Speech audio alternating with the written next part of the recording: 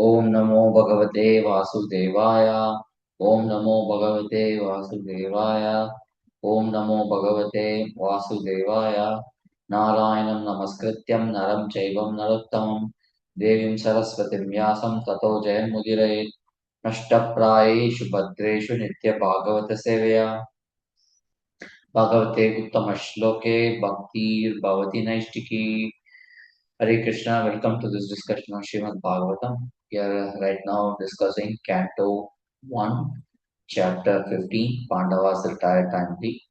We completed the 14th chapter last week, which is Disappearance of Lord Krishna. Now we are into the new chapter. This chapter has 6 portions. The first portion talks about Arjuna's strong feeling of separation from Krishna. Then Arjuna recalls Lord Krishna's favors and protection to Yudhishthira Maharaj. He also remembers intimate moments with Krishna. Then Arjuna focuses on Krishna's instruction. At this point, Yudhishthira Maharaj decides and retires from his active political life, and then others also depart. Seeing at Yudhishthira Maharaj, others also depart. This chapter, we will see the feelings of separation of Arjuna. No pain or pressure of this mortal world can overwhelm pure devotees. Their pain and pressure are connected to separation and union with Krishna. Narada Muni actually hinted Yudhishthira Maharaj that Lord Krishna has disappeared from the planet, and thus the Pandavas could plan for their retirement. 7 months ago, Arjuna had gone to Dwaraka to meet Krishna, but he hadn't yet returned back. Meanwhile, Yudhishthir Maharaj was seeing inauspicious omens in his kingdom. He saw irregularities in seasons, people becoming greedy and deceitful, and so on. As Yudhishthir Maharaj was speaking about this inauspicious signs to his brother Bhima, Arjuna arrives there.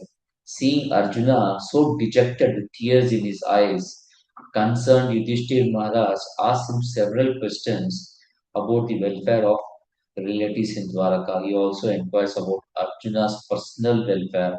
Seeing Arjuna painfully silent, Yudhishthir Maharaj feared the worst thing, which is, and he asks Arjuna, are you feeling empty due to losing your most intimate friend, Lord Krishna?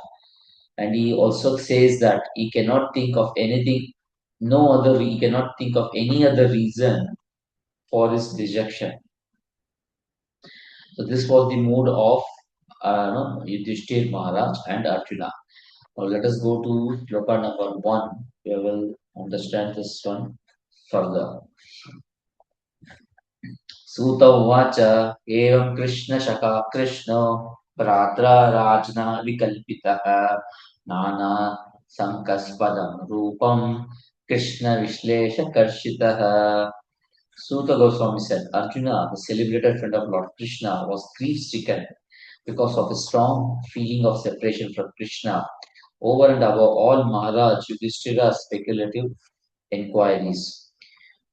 Already Arjuna was grief-stricken due to the strong feeling of separation from Krishna. With Yudhishthir Maharaj's question, this feeling of separation becomes more deeper in the heart of Arjuna. These speculative questions of Yudhishthir Maharaj was more painful to the heart of Arjuna. There is one specific reason why Maharaj Yudhishthir was asking these questions. He was also separated from Krishna. The word vikalpitaha, you can see here, vikalpitaha, speculated. Vikalpita means speculation. Nana sankaspadam. There are so many doubt. Shanka, aspadam, shankaspadam, Nana shankaspadam. So there were so many doubts about moroseness of Arjuna. Thus, Yudhishthir Maharaj was trying to find reason for this moroseness. Yudhishthir Maharaj has asked these questions and he is also giving so many choices. At least 11 are identified in Srimad Bhagavatam.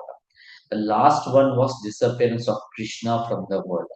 The disappearance of Krishna from this world is not like any other mortal being. Therefore, for him, separation from Krishna was very difficult. Krishna Shaka, Krishna Vishlesha Karshitaha, Krishna Vishlesha Karshitaha. Vishlesha means feelings of separation, being greatly bereaved. This applies to both Yudhishthir Maharaj and Arjuna. So they are feeling bereaved because of separation from Krishna. Let's go to Shloka number 2. Shokena Shrityad Vadana Prit Saroja Atah Prabha Yugum Tam Eva Anusmaran Na Saknot Pratibashitum. Due to grief, Arjuna's mouth and lotus-like heart had dried up. Therefore, his body lost all luster. Now, remembering the Supreme Lord, he could hardly utter a word in reply. कृच्छ्रेण संस्तभ्य शुचः पाणिना मृज्य नेत्रयोः परोक्षेण समुन्नद्धा प्राणा औत्कण्ठय कात्रः. With great difficulty, he checked the tears of grief that smeared his eyes. He was very distressed because Lord Krishna was out of his sight and he increasingly felt affection for him. When somebody is out of sight, then two things can happen: out of mind or too much in mind. People generally say out of sight means out of mind, but sometimes it is out of sight means too much in mind. So, out of mind is recommended for sense object. When we do not see or contact sense object on regular basis, then out of sight results in out of mind. If a devotee loves Krishna very much and if Krishna goes out of sight, Krishna will be more in the mind. He will preoccupy our mind. Remembrance of Krishna in the minds of devotee becomes intense in absence of Krishna than his presence. This is the case with the Brajavasis. When Krishna goes to forest to take cows for grazing, everyone will think of Krishna. When he left out to Mathura, this became very intense for them. This is intense affection in separation. So out of mind, out of sight means too much in mind. This only keeps on increasing in separation. This also refers specifically to Arjuna. Text number 4. Shakyam Maitrim Sauradam Cha Saratyadishu Samsmaran Rapam Agrajam Iti Aha Baspa Gadgadaya Gira. Remembering Lord Krishna, his well-wishers, benefactions, intimate family relations, and his chariot driving, Arjuna, overwhelmed and breathing very heavily, began to speak. Shakyam. Shakyam here refers to mutual affection and act of helping one another, a natural outcome when there is a well-wishing between individuals. Maitri is a relationship where this Shakyam is blended with feelings of service. And Saurdam, when feelings of service is Dashya. In this dynamic, one serves, in this relationship, one serves Krishna while also being his friend. Saurdam, on the other hand, is Sakyam mixed with Vatsalya, a form of affection typically felt by someone older or in a higher position than Krishna. Arjuna experienced both of these relationship with Krishna. For instance, fighting in the war was a service to Krishna, exemplifying Maitri. And while receiving Krishna's support in marrying Shubhadra or Panchali, this illustrated Sauhridam. This demonstrated the deep and multifaceted relationship Arjuna and with Krishna. So Maitri is more on servitor level. Sauhridam is more on Vatsalya Bhava. Krishna is acting as a superior, and in Maitri, Arjuna is acting as a servitor. Sauhridam as a higher person at a higher authority level. Krishna played the role of Arjuna's chariot driver, a memory Arjuna cherished deeply. As Arjuna recollects these close encounters and reciprocations with Krishna, he reflects on profound bond they shared. Krishna too relishes such relationship with his devotees. He enjoys the role of parent, friend, sibling, spouse, child, with each relationship rooted in pure devotion. While similar relationship exists in material world among ordinary people, these are merely distorted reflections of Krishna's divine relationship. Prabhupada in the purport talks on important point, and above all, the Lord agreed to become chariot driver of Arjuna in order to protect his friend from the warfare. Risk. And Lord became actually happy when he established the Pandavas to rule over the world. Arjuna remembered all this one after the other, and thus he became overwhelmed with such thoughts. Here, he was not only a well-wisher of Arjuna, but actually a benefactor. And make it well, still more perfect, Lord tied him into family relationship by arranging Subhadra's marriage with him. Next, text number 5. Arjuna Vacha Vanchito Am Maharaja Harina Bandhurupina Yename Aparata Tejo Deva Vishma Panam Mahat. Arjuna said, O king, the supreme personality of God Hari, who treated me exactly like an intimate friend, has left me alone. Thus my astounding power, which astonished even the demigods, is no longer available with me. Arjuna is now expressing his deep feelings for Krishna. The term Vanchita, left by him, is a very strong word. It literally means being bereft or deprived of Krishna. Though it can also suggest that Krishna has, in a sense, cheated Arjuna.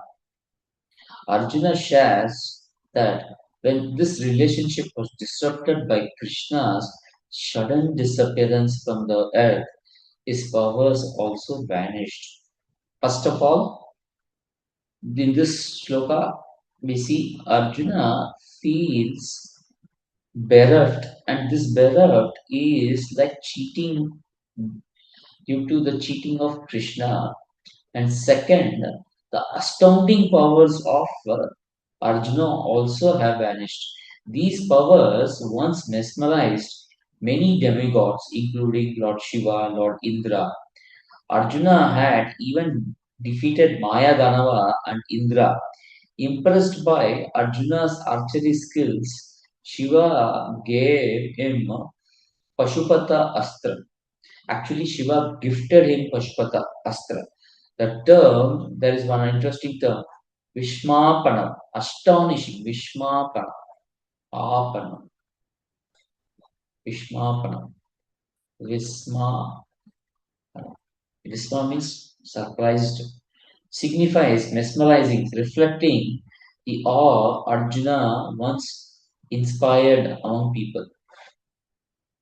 Srila Prabhupada's purport dwells deeply into the essence of power. Anything extraordinary is but a spark of Krishna's wonder. That is what is told in this Bhagavad Gita Shloka 10.41. यद्यद् विभूतिवत् सत्त्वं श्रीमत् ऊर्जितमेव तत्तत् एव गच्छत्वं मां तेजांसो संभवः.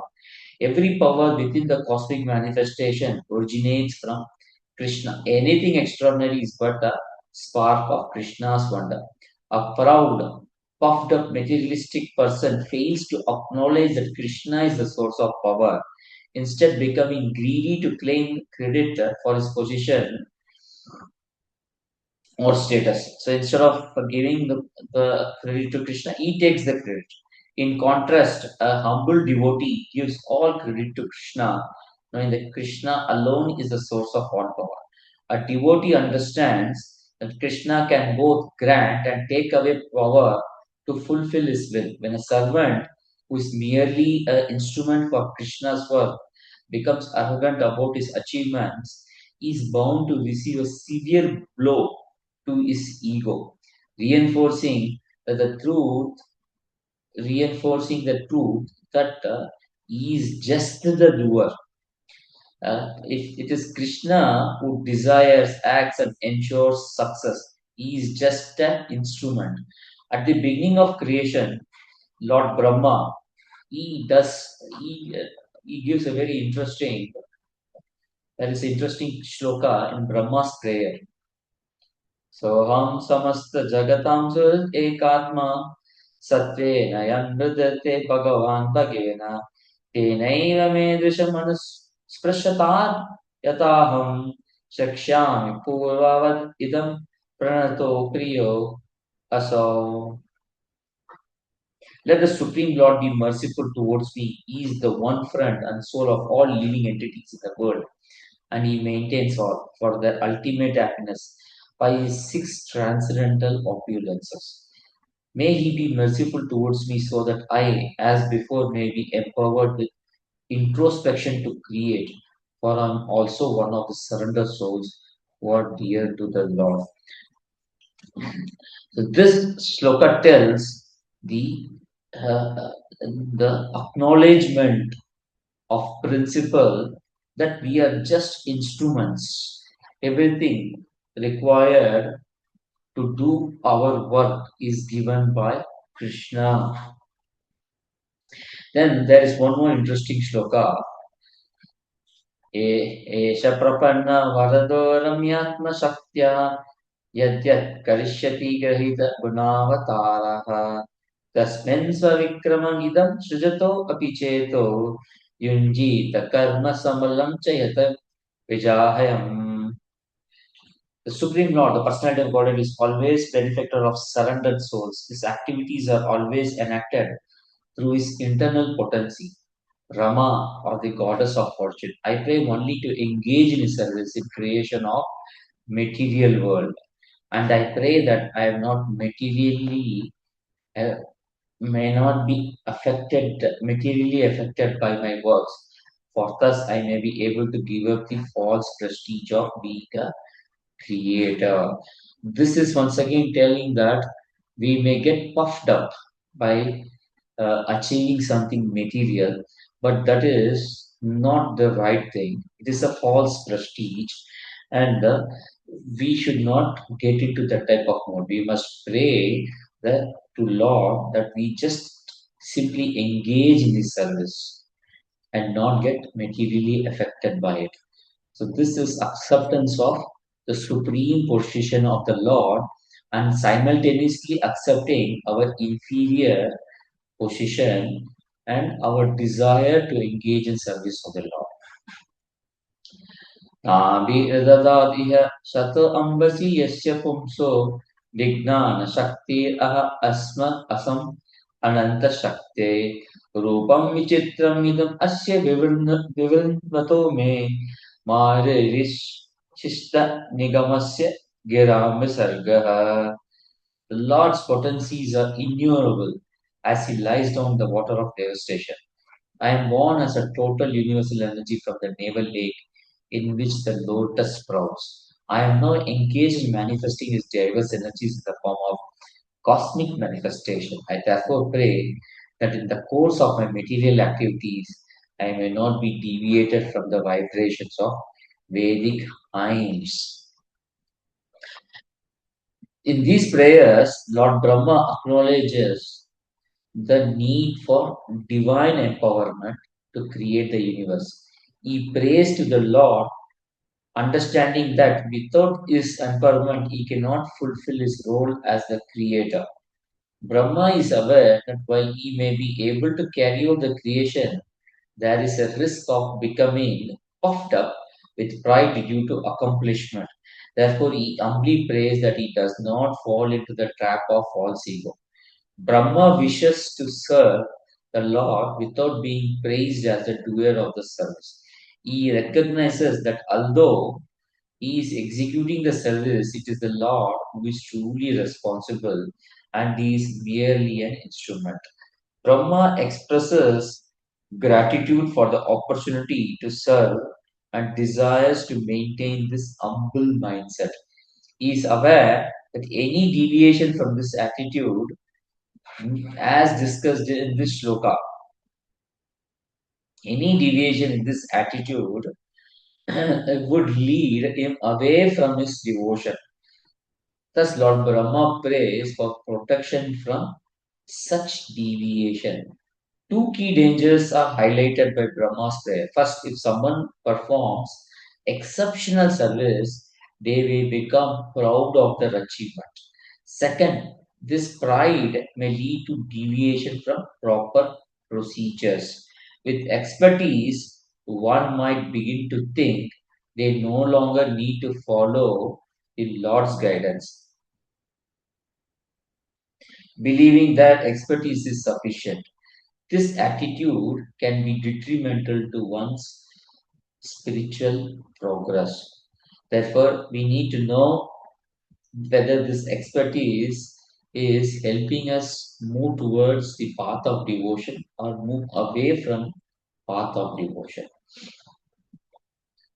Srila Prabhupada in his purport writes one interesting point. No one therefore can be independently powerful in any measure without being endowed by the Lord. When the Lord descends to earth along with his eternal, ever liberated associates, it not only displays the divine energy possessed by himself, but also empowers his devotees with the required energy to execute his mission of incarnation. Then there is one interesting line here. The power and energy which were bestowed upon Arjuna were required for fulfillment of mission of the Lord. But when his mission was fulfilled, the emergency powers were withdrawn from Arjuna because the astounding power of Arjuna, which were astounding even to the denizens of heaven, were no longer required and they were not meant for going back home, back to Godhead. So, this is a very interesting point. The empowerment of a devotee to do a specific service may be to ensure few material things happen for overall well-being of the world.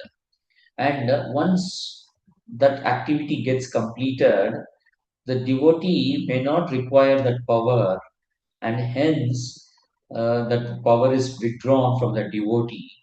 And this power is not required to go back home, back to God. What is required is pure devotional service. The central idea here is that powers are not inherent, but are bestowed upon a servant by the Lord. Arjuna, for example, was granted special powers to become hero of the Kurukshetra war. These powers enabled him to win the war, establish Maharaj Yudhishthira as the emperor.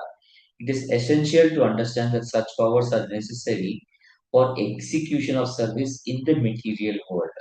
However, once service is completed, these powers are withdrawn.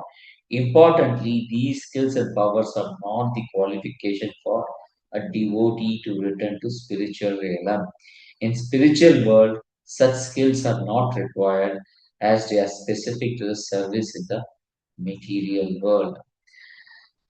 Thus, lack of skill is not a disqualification to go back home, back to border, or execute his devotional service. However, if one has such skills, then he has an opportunity to engage that in the service of the Lord. Skill are not to make one skills are not to make oneself get puffed up of their accomplishments in Lord's service. They are not required to go back to quarter. They are not required to execute our devotion service. This means that devotee be in stress, need not be in any stress or feel insecure that he does not have the skill. Whatever skill a devotee has, he can engage that in the service of the Lord. Krishna only accepts the sincerity of one's heart in which he is rendering any service. Only thing we need to understand is that all this is coming from Krishna. Our skills are coming from Krishna. Our sincerity is coming from Krishna. And he can withdraw them at any moment. I think sincerity is something which will stay with us because it is with this sincerity we will be able to use whatever skills we have, whatever talents we have, we will be able to serve Krishna. Skills can be withdrawn, but sincerity cannot be withdrawn. Read because sincerity comes from our will as the soul. Read the last five lines. Now, the lesson is therefore that no one should be puffed up for his powers borrowed from the Lord. The sane man should rather feel obliged to Lord for such benefactions and must utilize such power for service of the Lord. Such power can be withdrawn at any time. So the best use of such power and opulence is to engage in the service of the Lord.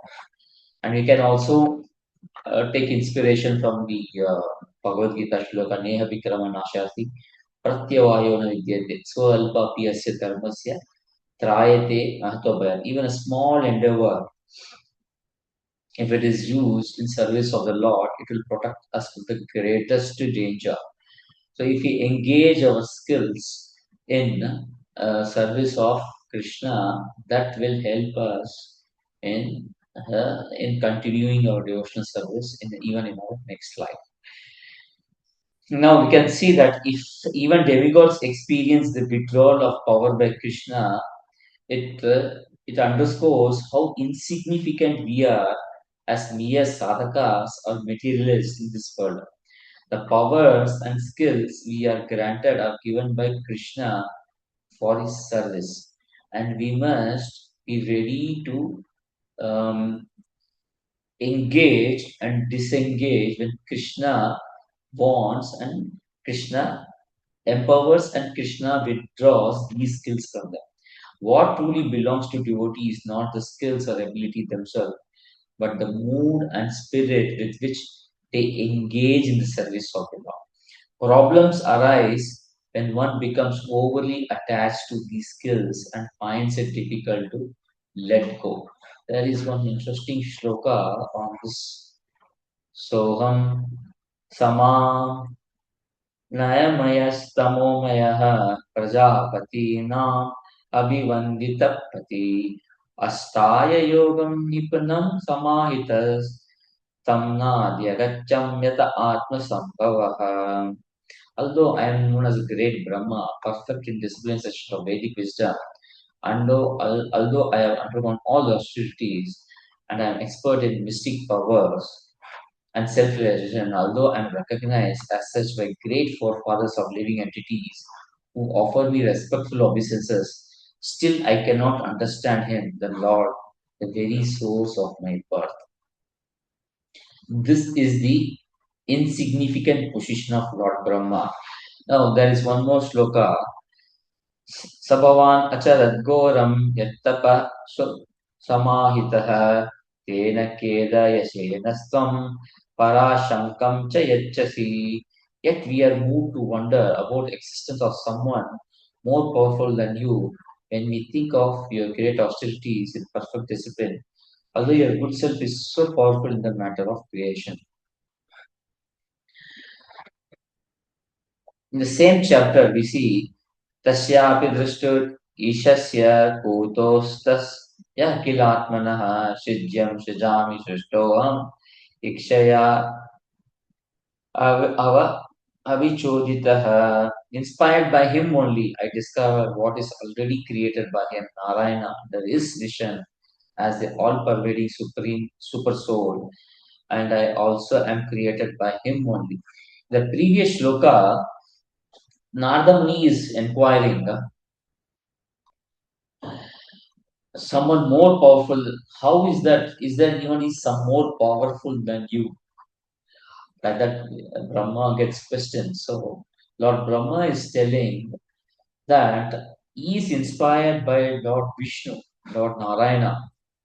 So you can see Brahma's subordinate position to Narayana is expressing his subordinate position and trying to glorify Lord Narayana. The same uh, similar section in the next chapter. न भारती मे गमशोपलक्ष्यते न वै क्वचिन्मे मनसो मृषागतिः न मे ईशिकानि पत्यन्ते सत्पते यन्मे दौतन्ते avatato harihi. O Narada, because I have caught hold of the lotus feet of Supreme Personality of Godhead Hari with great zeal, whatever I say has never proved to be have been false, nor is the progress of my mind ever deterred, nor are my senses ever degraded by temporary attachment to matter. The success of Lord Brahma's words is because he has caught hold of lotus feet of Supreme Lord Hari. The perfect consciousness of devotee is one of complete dependence on Krishna for any activity or service. When this consciousness is Lord, bewilderment sets in.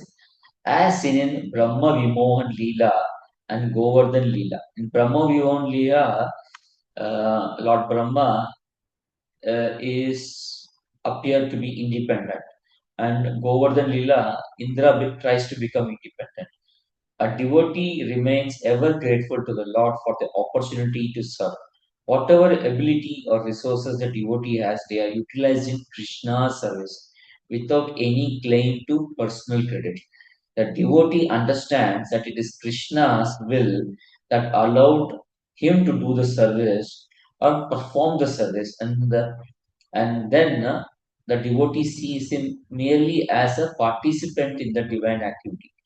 This mindset is the focus of all activities described in Srimad Bhagavatam and purports of Srila Prabhupada. No one has control over power, position, or wealth. These are gross external items. Similarly, skills, the power of speech, singing, deity worship, management, or any other service that is performed are also beyond our control. They come solely from Krishna, and we need to depend on Krishna to do the service. Arjuna, in his mood of devotion, was not concerned about the loss of power, but he remembers Krishna's presence in all the situations. That is what we need to understand why Arjuna is talking about Krishna. Then there is one more shloka here. Aham me prashto aryamano bhavadbhi achaksha atmavagamo atra yavan navapatanti atma samam padatrinas tata samam vishnu gatim vipaschitaha. O rishis who are as powerfully pure as the sun, I shall try to describe to you the transcendental pastimes of Vishnu as far as my knowledge is concerned. As the birds fly in the sky as far as their capacities allow, so do the learned devotees describe the Lord as far as their realization allows. One therefore need not have to feel that he has no skill or ability to glorify the Lord. Okay,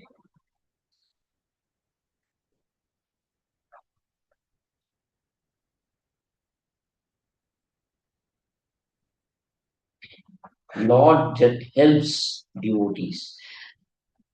Here, there is one more shloka. Tatapi kirtayami anga yatamati yatashratam Kirtim Aresasva Kartum Geram Anya Vidashatim. In spite of my inability, whatever I have been able to hear from the spiritual master and whatever I could assimilate, I am now describing in glorification of Lord by pure speech, for otherwise my power of speaking would remain unchanged. These are all talking about the skills and abilities among devotees. And skills and abilities among the devotees vary. And Krishna empowers each devotee differently to use this skill in his service. So this is creation of the universal form. This is taken from Vidura's talk with Maitreya. So Maitreya Rishi is trying to describe this.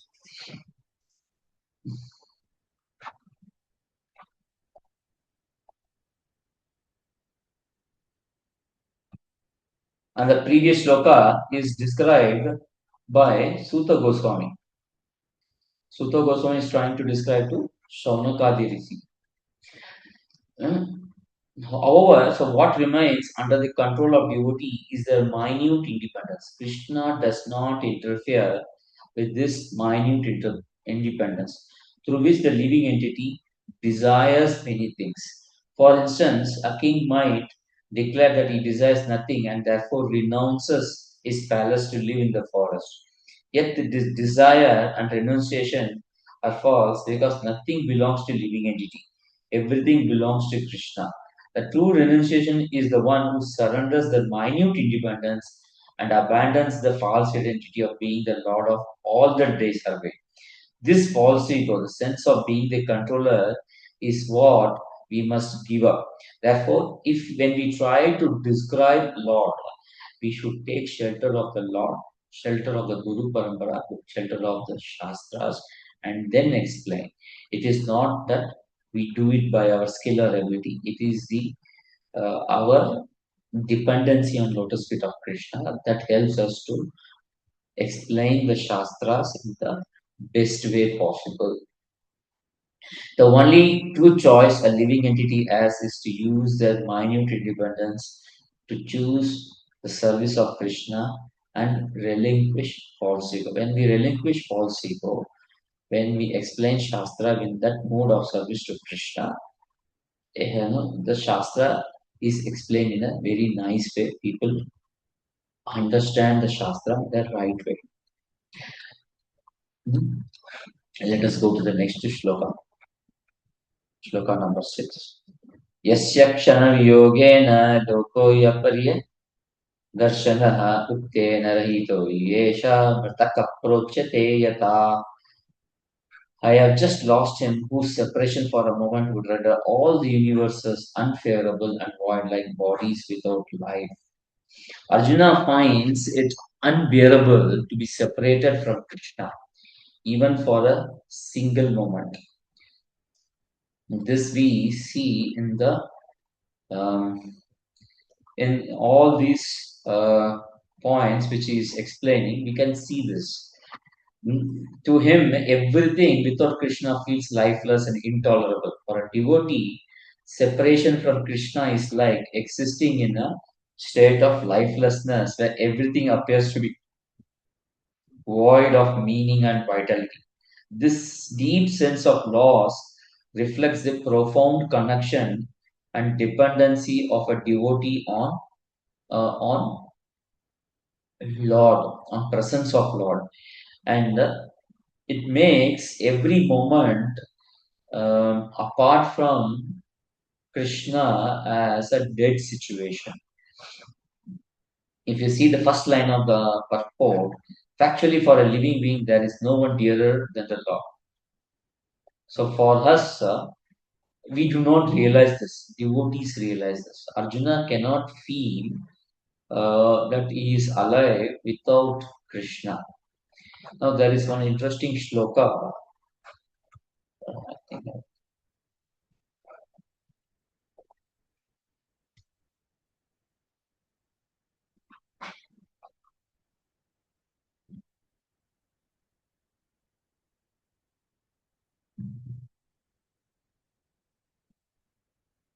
श्रीराजोवाच ब्रह्मन् परोद्भवे कृष्णे इयं प्रेम कथं भवेत् यो भूतपूर्वस्तोक्षो तो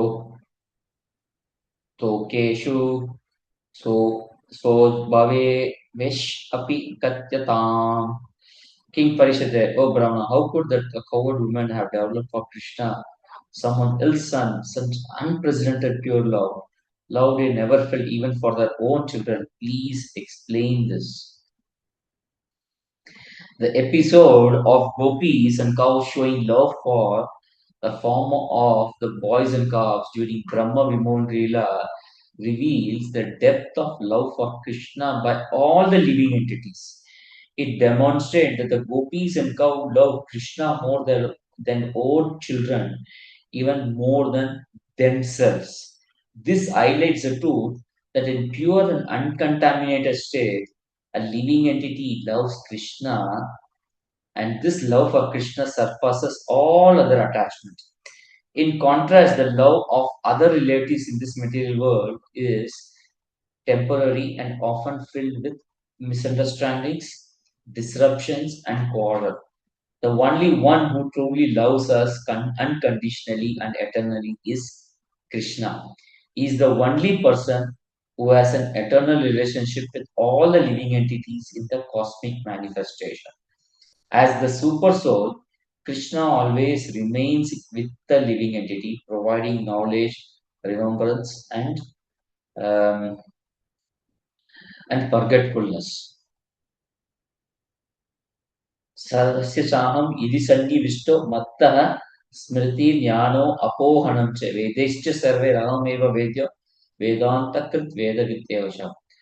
Matta Smriti Jnano Apohanam. Smriti means remembrance, Jnana means knowledge, Apohanam means forgetfulness. In Bhagavad Gita 15.15, Krishna tells us this constant presence shows Krishna is our ever eternal well-wisher. All relationships between living entities in this world are temporary, but Krishna's love is everlasting and pure. In our uncontaminated state, we naturally love Krishna the most. As sadhakas, we must strive to understand this truth and engage in our spiritual practice with this awareness. The ultimate realization for any living entity is that Krishna loves us the most, and in return, our purest state of consciousness is to love Krishna the most. This is the highest state of spiritual consciousness that the living entity can attain.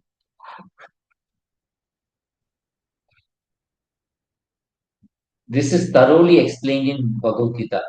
They are all interlinked with one another or interdependent factor. Thus, in the ultimate issue, the Lord is summum bonum and therefore the vital principle of everything. Now, Arjuna remembers all the ecstatic pastimes of Krishna in the next section. We will see this in our next class. So, right now, we completed the first six shlokas in this chapter. Thank you very much. We'll stop the class here. Thank you very much. Vanchakalpatarubhyascha kripa sindhu bhayarcha patitanam pavanebhyo vaishnavebhyo namo namaha. ग्रंथराज Shrimad Bhagavatam की जय, जगत गुरु शिला प्रभुपाद की जय. गौर प्रेमानंदे हरि हरि बोल हरि. हरे कृष्णा.